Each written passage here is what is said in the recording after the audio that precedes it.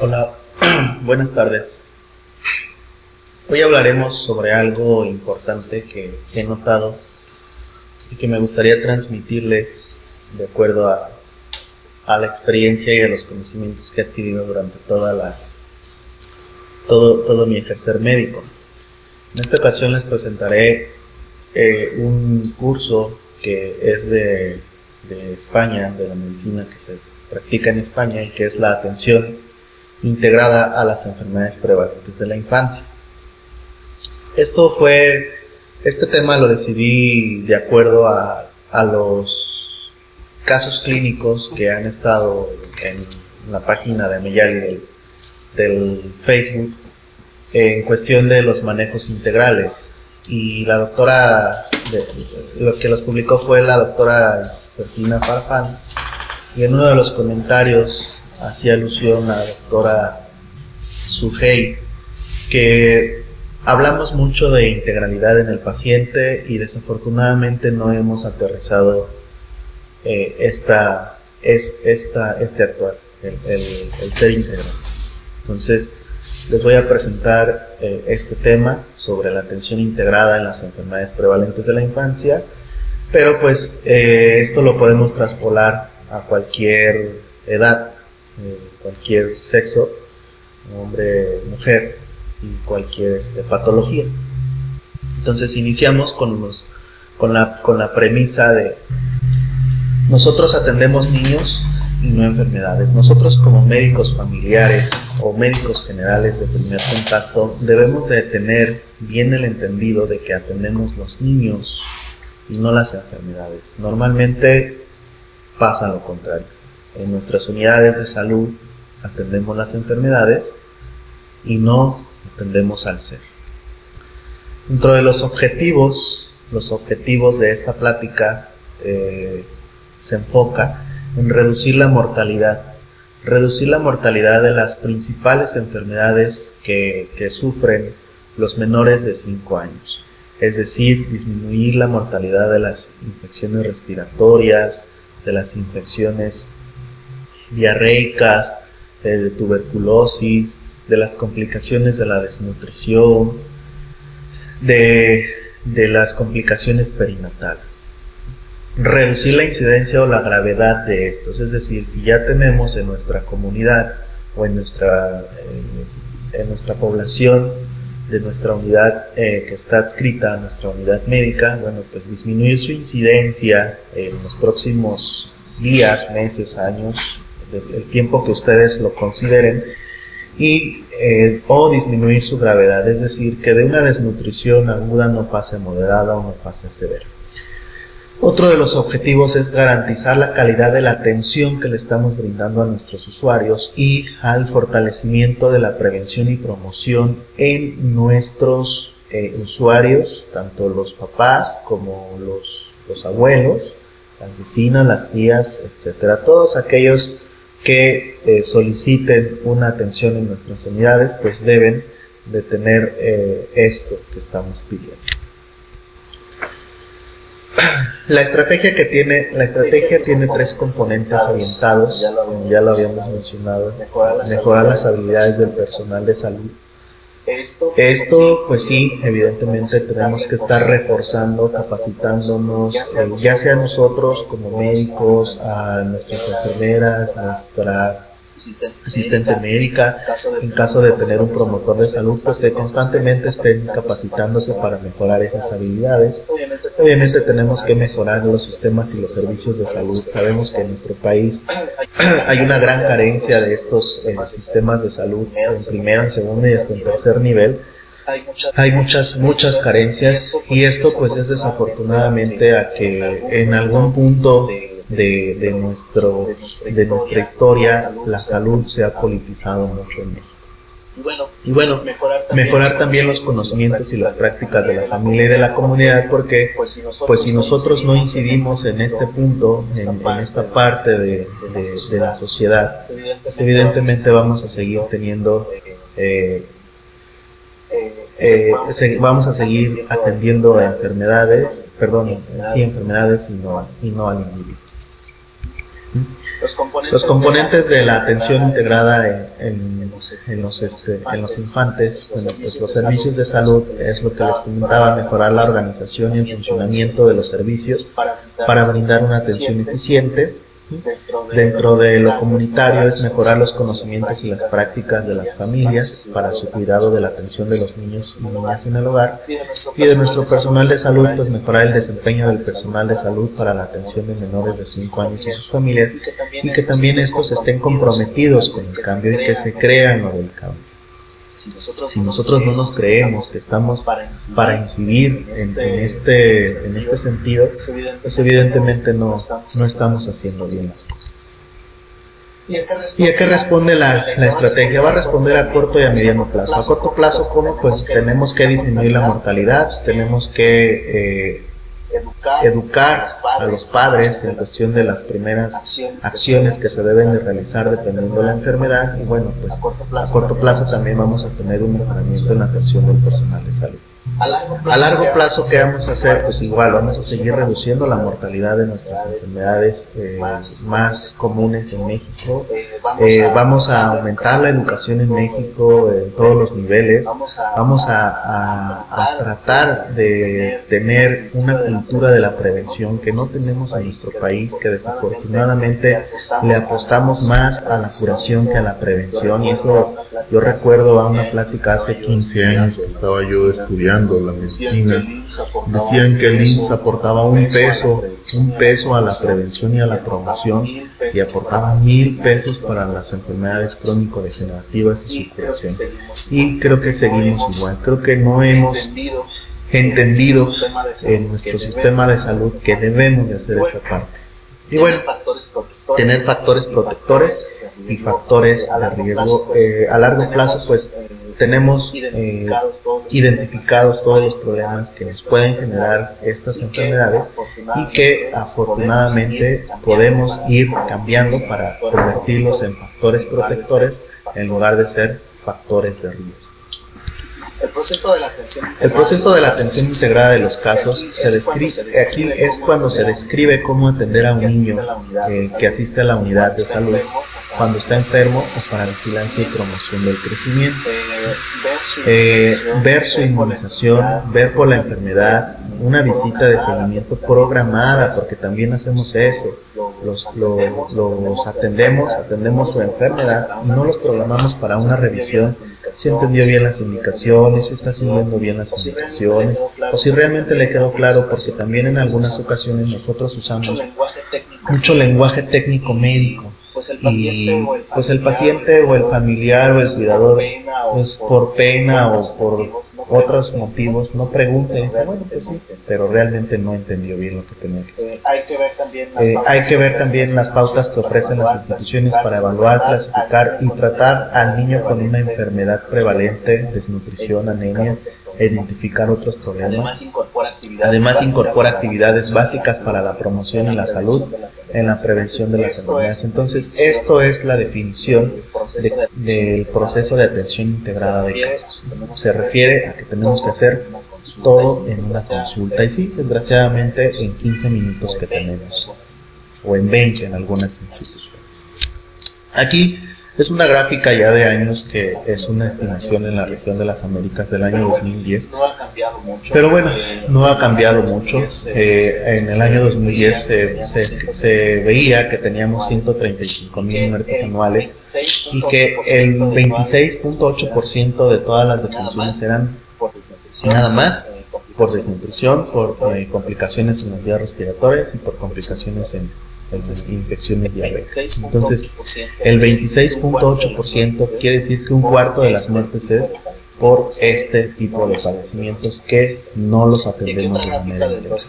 Y aquí otra gráfica del 2013, también es de la Dirección de Información de Salud de la Secretaría de Salud. Pues en 3 años vemos que no ha reducido porcentualmente más que 5 puntos porcentuales, que pues para mí no es mucho, porque prácticamente sigue siendo casi un cuarto de las patologías por las que hay una alta mortalidad en nuestro país.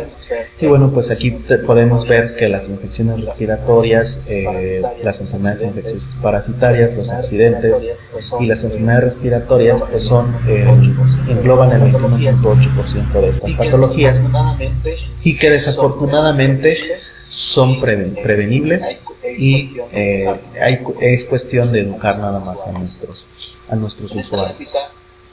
En esta gráfica, bueno, sí podemos ver que hay una reducción de la mortalidad en menores de 7 días hasta los 11 meses de edad, que en el año 1983 pues se morían el 40% de los niños se morían de manera postnatal, aproximadamente menos del 20% la mortalidad neonatal tardía y bueno, casi el 30% la mortalidad neonatal precoz.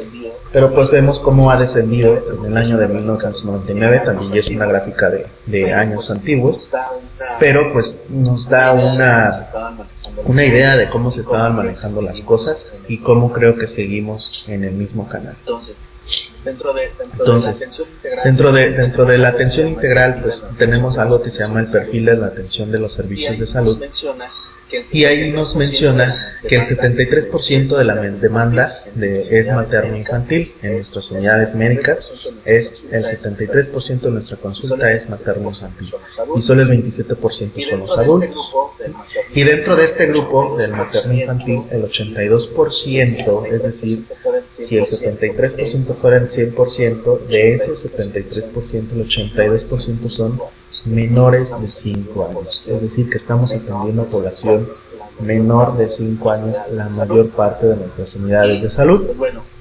Y pues bueno, entonces esto quiere decir que debemos de ser expertos en la atención de los menores de 5 años en una atención integral. Las causas de consulta en la niñez, pues aquí mencionan que el 94% de las consultas son por enfermedad, el 6% de las consultas son de control del niño sano y esto hace necesario aprovechar estas consultas para promover, educar y detectar. Si no lo hacemos, son oportunidades perdidas. Son oportunidades perdidas para poder hacer una atención integral. ¿Cuáles son los factores asociados a la morbilidad y la mortalidad de la niñez? 1. Las pobres condiciones de vida que aumentan los factores de riesgo para esto. En alguna ocasión le llamaban los factores de mal pronóstico. En este caso, ¿qué edad tiene la mamá? ¿Qué edad tiene el papá? Si viven juntos, qué tipo de familia es, si es nuclear, si es extensa compuesta, si hay aislamiento, el grado de ingresos que tienen, de dónde son los ingresos, cómo llegan los ingresos, cuántos viven de esos ingresos, la calidad y la cantidad de la comida, y tiene mucho que ver también el tiempo que existe de mi casa o de la casa del enfermo hacia el servicio de salud. No es lo mismo la mamá que tiene el hospital o el centro de salud o la clínica de atención familiar a 5 minutos que la que está o que tiene que caminar 3 o 4 horas en una zona alejada, rural, y que tiene que caminar esa cantidad de horas para poder llegar al centro de salud o a su atención médica. No es lo mismo. Esos son los factores de mal pronóstico. La educación también, el grado de nivel escolar de la mamá o del cuidador, pues también tiene mucho que ver. Mientras más grados de estudios, pues en teoría se presume o se intuye que pueden tener más capacidad de respuesta a los datos de alarma. El no reconocimiento a tiempo de la gravedad de las enfermedades, que esto también es importante, porque pues bueno, a veces nosotros les damos los datos de alarma, pero no nos damos cuenta que le estamos diciendo, hasta que no tenga los datos de alarma completos, me los trae a revisión, cuando debería de ser con un dato de alarma que tenga, uno solo, tiene que acudir a revisión de inmediato. Ya mencionábamos la inaccesibilidad a los servicios de salud y una de las cosas es la inadecuada calidad de la atención. ¿Cuántas veces nosotros somos partícipes de no atenderlos como cada rato? Este niño viene a cada rato, vino hace 2 días, ya volvió, esta mamá que quiere, es porque le regalan la consulta, es porque no paga, es porque esto, es porque lo otro. Pero al final de cuentas la atención que estamos brindando no es la correcta. Continuamos con el perfil de la atención. Continuamos con el perfil de la atención en los servicios de salud. Se ha realizado un análisis cualitativo sobre cómo es esta atención en los servicios de salud de primer nivel. Y bueno, han descubierto que hay una falta adecuada clasificación del riesgo al ingreso. ¿Sí? No estamos valorando esta parte de los factores de mal pronóstico, los factores de riesgo de nuestros pacientes. Hay un desconocimiento de los signos de peligro por parte de los cuidadores y de los papás. No se mide sistemáticamente el peso y la talla. Sí, ahorita precisamente estaba leyendo un comentario sobre, veo al niño, veo detecto que tiene estos padecimientos y lo voy derivando de hacer un equipo multidisciplinario. Ok, estoy de acuerdo en que debemos de hacer un equipo multidisciplinario, pero si nosotros vamos a tener en nuestra vida, en nuestras manos la vida de estos pacientes, pues no los debemos de dejar así, no por el hecho de que yo los derivé ya a los siguientes niveles de atención. No quiere decir que no voy a hacer las cosas y que no voy a corroborar los datos que me están dando. Es muy frecuente ver que no se hace consejería, apoyo y revisión sistemática de la lactancia materna.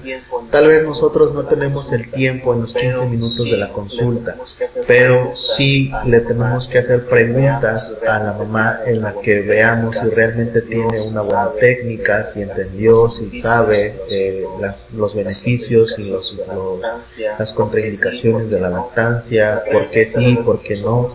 O sea, realmente debemos nosotros de ser un tipo de investigadores, y si vemos que ya está en los diferentes servicios, pero aún así sigue teniendo deficiencias, nuestro deber no es decirle que le diga a la del otro servicio que se lo enseñe. Nuestro deber es enseñárselo. Tal vez no lo voy a hacer en esa consulta, probablemente le diga, ¿sabe qué? La veo en 15 días, en una semana o en 3 días, y aunque no esté enfermo el niño, quiero platicar con usted de la lactancia materna y le voy a dar esos 15 minutos o 20 minutos exclusivamente a la educación sobre la lactancia. Otra de las cosas que yo veo es el peso y la talla. Bueno, pues a veces dependiendo de nuestros compañeros que nos ayudan en este sentido, si es que tenemos en el consultorio o en la institución que nos ayude, si es uno o es otro, pues es técnico dependiente. Quiere decir que depende de que lo esté practicando, lo pesa de una manera, lo mide de otra manera, en un mes tiene un peso, en otro mes tiene un peso menor, un peso mayor, una talla menor y una talla mayor. Entonces sí es importante que lo miramos como debe de ser, y si vemos esas deficiencias, pues tenemos que enseñárselas a nuestro personal para que lo hagan. Entonces esa revisión sistemática del estado de la vacunación, ya lo veíamos en el caso clínico que fue expuesto, inclusive comentaron, bueno, pues es que no me acordaba yo de ese punto. No es importante, ¿por qué? Pues porque se supone que estamos haciendo una atención integral. No se establecen citas de control, lo que mencionábamos hace rato. No se realiza una educación sobre los signos de peligro que indiquen la necesidad de buscar ayuda. Y si se lo hace, no le explicamos lo que les comentaba hace rato. Si tiene un dato de peligro, tráigalo. No se espere a que tenga los 5, los 6, los 7 datos, ¿no? Porque pues ya va a llegar en un estado crítico. No se diligencia ni explica el uso del carnet. No se diligencia ni explica el uso del carnet infantil. Bueno, pues esto no en todas las instituciones lo tenemos, pero bueno, debemos de saber para qué. Actualmente la cartilla de salud es universal en todas las instituciones y tiene muchos rubros que qué pena da ver que están en blanco esas cartillas nacionales. No se hace el seguimiento adecuado. Dentro del análisis cualitativo dentro del análisis cualitativo también de la atención de los servicios de salud, pues seguimos que no se busca sistemáticamente los diagnósticos asociados Hay niños que tienen anemia y anemia y anemia y anemia y le damos hierro y hierro y hierro, pero bueno, no determinamos del por qué tiene la anemia. Simplemente tiene anemia, le damos vitaminas y vitaminas, pero nunca sabemos cuál es la causa que está originando la anemia. Hay solicitud de exámenes injustificados, ya sea porque el papá o el cuidador, oiga doctor, mándele a hacer unos estudios de todo para ver cómo está, o simplemente porque no tengo idea del diagnóstico y digo, pues le voy a pedir todo a ver qué sale. El uso irracional de medicamentos y deserción del tratamiento por altos costos, sí, hay guías también establecidas para los tratamientos, mas sin embargo a veces nos da miedo decir que nada más se necesita tal medicamento y no le voy a dar más porque no lo necesita. Más sin embargo el paciente o el familiar me lo pide, me lo exige y para no quedar mal, bueno, pues se lo... Falta de criterios claros de hospitalización y remisiones tardías, ni el personal de salud ni los pacientes lo tienen, los certificados de defunción incorrectos, hay un subregistro de los casos de anemia y desnutrición y no hay una explicación de la evolución habitual de las enfermedades más comunes. Esto está pasando en nuestras unidades de salud. Realmente, realmente me atrevo a decir que muchos de nosotros tenemos todas estas deficiencias a nivel nacional. No hay toma sistemática de las medidas antropométricas, por lo tanto, es lo que les comentaba, el peso y la talla son múltiples, son diferentes en múltiples consultas. Solo se evalúa el peso y casi nunca la talla, entonces hay un subregistro de desnutrición aguda, no se detectan los estadios leves y moderados, y en las historias solo aparecen los casos evidentes y graves, pero los mismos habían consultado antes como casos leves y moderados. No hay, como te decíamos, no hay el registro, y en urgencias prácticamente nunca se mide la talla. Esto sí es cierto, no hay un diagnóstico de desnutrición ni aguda ni crónica. Dentro de la lactancia materna, la mayor prevalencia de desnutrición se presenta al suspender la lactancia materna, entonces no estamos dando la información correcta, ¿sí? Hay una relación inversa entre la lactancia y la incidencia de la ira, las diarreas, el asma y el maltrato infantil, y esto, bueno, pues va incluido lo del calostro, que hasta donde yo recuerdo, el primer día se liberan cerca de 20.000, de más de 20.000 IgAs, que son las que nos protegen los epitelios en el primer día de nacidos, y que, bueno, por desconocimiento no le damos al calostro, no le decimos a la mamá que le dé calostro, no hay lactancia, y entonces está descubierto su epitelio tanto en las vías respiratorias como en la gastrointestinal, y por eso hay este tipo de mayor incidencia. Solo el 11.8% de los lactantes llegan al sexto mes de vida con lactancia materna exclusiva. Esto es cierto, sí, por la industrialización, por la globalización, por la mamá, por la tía, por la abuela, por la sobrina, por la madrina, por la suegra, que no le des esto, mejor dale esta fórmula, es mejor, dile al pediatra o dile al doctor que te recete la mejor fórmula, no importa lo que te. Entonces, esto es cultural, ¿no? Y la mayoría de los fracasos en la lactancia materna son motivados por conocimientos, actitudes y prácticas inadecuadas por parte de las madres. Y hay una falta de apoyo del equipo de salud. Afortunadamente ya hay programas nacionales y estatales sobre la lactancia materna, pero bueno, somos muy jóvenes en este sentido y pues bueno, todavía vamos a avanzar. En cuestión de la solicitud de los exámenes injustificados, los resultados no modifican el tratamiento ni el pronóstico, eso es cierto. Sí, ya sabemos qué va a salir en el estudio, pero bueno, aún así se los mandamos a hacer. Retardan la toma de decisiones, hay médicos que dicen, si no tiene estudios no lo veo, y pues pueden pasar 3-4 consultas que no lo revisa. Aumentan los costos para el paciente y para la institución también, y hay remisiones y desplazamientos injustificados, y la mayoría de las veces se piden copros en casos de diarreas no complicadas, radiografías en neumonías evidentes por clínica y los hemogramas en cuadros clínicos. La formulación del medicamento sin efecto terapéutico en las infecciones respiratorias no se deben de dar ansiolíticos, expectorantes ni antitusivos, y normalmente lo damos, ¿sí? No conozco un médico que no recete estos medicamentos cuando hay una infección respiratoria aguda. hemos dado broncodilatadores sin broncoespasmo, es decir, una de las cosas que nos dice el pediatra es: si no hay broncoespasmo, no recetes broncodilatadores, y muchas de las veces lo hacemos. En las infecciones diarreicas agudas, pues bueno, administramos antidiarreicos, antisecretorios, antiperistálticos. ¿Por qué? Pues porque el paciente o el familiar no lo demanda. En vómito damos antieméticos, que también están contraindicados, están proscritos los antieméticos, pero aún así se los recetamos. Y otra de las cosas que más nos piden también son los estimulantes del apetito. Doctor, de unas vitaminas para que le dé hambre, porque veo que no come, veo que esto, veo que el otro, que no sube, que yo lo quiero ver gordo, está muy flaco. Y aún así nosotros, bueno, le damos las vitaminitas para que le quite el apetito, para que le dé el apetito, pero pues realmente nosotros sabemos que no es correcto. Y bueno, hasta el 90% de los episodios febriles agudos en los niños son virales, y sin embargo prescribimos los antibióticos. Está claro que al paciente le dices tiene una infección y automáticamente asocia la palabra infección con antibiótico, ¿sí?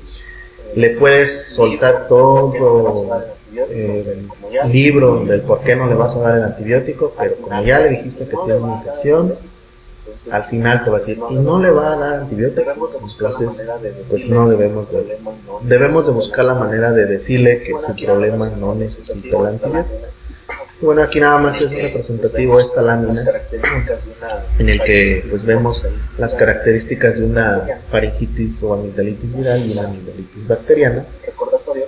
Nada más para hacer un recordatorio. Y bueno, no explicamos sobre la historia natural de las enfermedades comunes. Esto es muy frecuente, a veces no nos tomamos el tiempo porque no tenemos tiempo, tenemos exceso de trabajo, muchos pacientes, pocas horas, por lo que gustes y mandes, pero tampoco les decimos la historia natural. No les tenemos que decir que un resfriado común aproximadamente dura 8 días con o sin medicamento, con y a pesar del miedo. La diarrea tiene un tiempo de entre 4 y 6 días por la revitalización del intestino, con o sin y a pesar del miedo. Si no hay mejoría en 2 días, tenemos que volver a consultar, o si hay datos de alarma de diarrea, que también nos debemos de conocer y de dárselos. Y si hay una inapetencia después de una enfermedad de diarrea por 1 o 2 semanas, pues hay que volver a consultar. Esto también no se lo decimos: su tos, su fiebre, su diarrea son mecanismos de defensa. Hay que explicarle esto a los familiares o a los pacientes, porque pues bueno, esto es el pan nuestro de cada día y tenemos que aprender. Si lo que estamos diciendo es que una atención integrada es la prevención, la promoción y la educación, tenemos que empezar a que nosotros mismos tenemos que crear y saber y creernos que su tos, su fiebre y su diarrea de nuestros pacientes son mecanismos de defensa y que tienen que ceder en cuanto a ciertos días. Su desconocimiento por las madres genera esto: remedios caseros nocivos, visitas al hierbero o al farmacéutico, hay polifarmacia, hay consultas impertinentes y el aumento de los costos. Hablando de desnutrición infantil, en el mundo mueren cada año mueren 12 millones menores de 5 años, y en América Latina cada año mueren 500,000 menores de 5 años. El 60 al 70% de la desnutrición infantil se debe a infecciones respiratorias y diarreicas, y la desnutrición rara vez se cita entre las principales causas. El hambre mata a más de 5 millones de niños cada año, o sea, un niño cada 5 segundos. Esto obtenido en el 2005 por Hallway y Bray. Dentro de la desnutrición infantil, las enfermedades infecciosas y los trastornos nutricionales son causas importantes de la morbilidad. Los menores de 5 años son el 75% de las consultas y el 50% de las hospitalizaciones, y dentro de los 5 a los 14 años el 50% de las consultas normales por desnutrición. Tenemos una práctica habitual: la mayoría de nosotros los médicos en las diferentes instituciones o en los consultorios, las consultas actuales solo se atiende el motivo de consulta. La acción del médico en las mismas se limita la mayoría de las veces a los casos y expedir una receta. Le doy el antibiótico, le doy el antibiótico, le doy el mucolítico, le doy el antihistamínico y vamos. La mayoría de los padres ignoran signos de peligro que les indiquen cuándo consultar de nuevo. Ya lo hemos dicho varias repetidas ocasiones. Y a pesar de múltiples consultas, muchos tienen un esquema de vacunación incompleto, lo que decíamos, no lo revisamos, y no existen los diagnósticos asociados. La mayoría de las consultas pediátricas a urgencias son por trastornos menores, según los médicos, y por las enfermedades graves, según los padres. Muchos padres no saben diferenciar un trastorno menor de una enfermedad grave. Una enfermedad sencilla sin complicaciones puede generar hasta 2 o 3 consultas, y un niño puede consultar por diarrea o infección respiratoria entre 5 y 7 veces por año durante los 3 meses. Si esto no lo hacen, si esto lo seguimos haciendo, pues vamos a seguir teniendo consultas impertinentes. Bueno, las ventajas de tener una atención integrada. Bueno, las ventajas de tener una atención integrada es que debemos emplear todos los mismos instrumentos de evaluación y clasificación del tratamiento en todos los pacientes. Se atiende a niños, no motivos de consulta, ya lo habíamos mencionado. Se vincula la actividad diaria, el control de inmunizaciones, estado nutricional, retardo en el crecimiento, la lactancia materna y la promoción del buen trato. Es decir, empezamos a ser sistemáticos en nuestras consultas. Probablemente al principio pues sí nos cuesta un poco de trabajo, pero mientras lo vamos haciendo y lo vamos reforzando, pues vamos a ser más sistemáticos, se nos van a olvidar menos puntos y lo vamos a hacer más rápido todavía y con una atención de calidad. La educación a los padres se hará en todas las consultas independientemente del motivo de consulta, y así los padres sabrán qué hacer, dónde acudir, cómo manejar la enfermedad en casa y cuándo volver a consultar. Las fortalezas de la atención integrada pues es enfocar la atención en la condición de salud del niño y no en la enfermedad. Brindar una secuencia de pasos ordenados, de lo más grave a lo menos grave y de lo más frecuente a lo menos frecuente. Y otra de las fortalezas es que sirve como puerta de entrada para mejorar la salud de la familia, que es a lo que nosotros nos debemos. Los resultados esperados de acuerdo a este programa de atención es que hay un manejo efectivo de los niños, hay la formulación racional de los medicamentos, el uso adecuado de ayudas diagnósticas, hay una referencia justificada de los pacientes, hay una racionalización de la hospitalización, hay una educación sobre el autocuidado, hay un mejor manejo inicial en el hogar, hay señales de peligro de alarma, hay patrones de crianza y hay una promoción a la salud. Esto me gusta mucho. Bueno, esto yo creo que es esto me gusta mucho. Esto yo creo que es el que nos va a abrir las puertas cuando una madre sale de una consulta a muchas cosas. Sin aprender nada, cuando una madre sale de una consulta sin aprender nada sobre salud, que tanto ella, no cabe la menor duda médico, que tanto ella, su hijo y el médico solo perdieron el tiempo. Es decir, solo perdimos los 15 minutos que le dimos a la consulta porque no le atendimos de manera adecuada. Con esto termino la plática. Espero que haya comentarios, espero haya muchas dudas, espero poder crear una conciencia en todos y que empecemos a practicar la consulta integral. Les comentaba desde el principio, esto se puede aplicar a cualquier grupo de edad, en hombres o mujeres, en adultos mayores, en niños, en escolares, en adolescentes. Lo podemos hacer y creo que si empezamos a cambiar las cosas, no tenemos por qué decir solo son 15 minutos, son muchos pacientes, etcétera, etcétera, etcétera, etcétera. Mientras más niños o pacientes sanos veamos y los empecemos a educar, cambiará nuestro sistema de salud, cambiarán muchas cosas referente a la salud en el país. Les recuerdo mi nombre, soy el doctor Iván Alejandro Alonso, soy el coordinador de enseñanza de Amiyali. Espero verlos en el congreso de la próxima semana, en el congreso de San Luis Potosí. Espero verlos, espero platicar con ustedes, tener muchas dudas. Podemos ahí resolverlas y por qué no también llevarnos mucha tarea en cuestión de lo que ustedes nos solicitan. Gracias por